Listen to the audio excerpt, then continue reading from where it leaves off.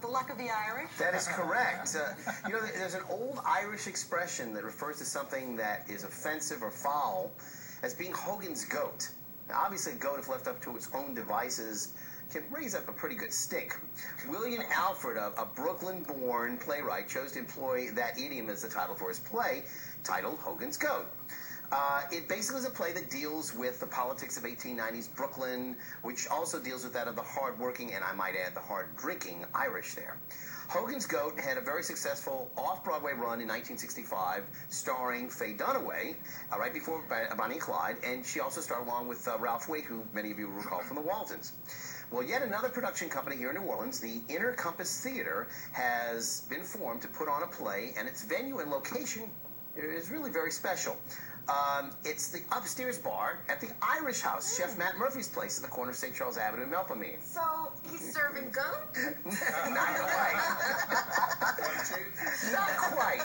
But what they are serving is a wonderful play. Casey Groves, who's a talented and charming actor, directs himself and his wife, Rachel Whitman Groves, in this morality play about politics and religion within the Irish-American community. Groves stars as Matthew Stanton, an ambitious, rising star on the scene, and is a real-life typecasting decision because his wife is also playing his wife in the play. Rachel plays Kathleen Stanton. Rachel, along with Todd Volz, plays the peacemaker Father Coyne in this play. Is also given assistance to Casey for the directing. The players all use the heavy Irish brogues, and the fact that many of the scenes are set in Irish-American pubs works perfectly well with this venue. The cast is made up, for the most part, of several actors who've worked outside of New Orleans. The Groves have performed, as an example, in several Shakespearean works in Washington, D.C.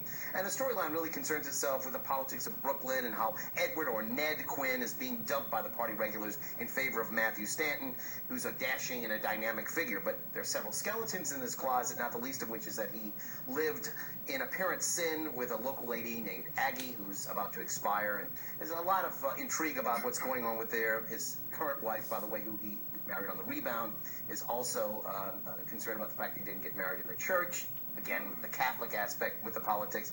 Patrick McGragan is devious and plotting Ned Quinn. He vows never to give up his political power, and there's also that subplot that reveals that Aggie and Ned and Matthew had a somewhat dynamic kind of a relationship between the three of them. But the unusual pairing of religion and politics makes this a really dynamic play. I really recommend it. It's interesting, it's riveting, and the acting is absolutely superb. Again, you might enjoy a little bit of some Guinness Stout and enjoy that, or a harp, or so you could whatever. have dinner. You could have dinner absolutely. earlier and then go upstairs. It's on Tuesdays and Sundays at 8 o'clock. Also, a reminder that some of the other cast members, like Carol Sloan, Bookbinder, Jeffrey Mortelli, they were just seen last in Finnegan's Wake, which is another Irish vehicle.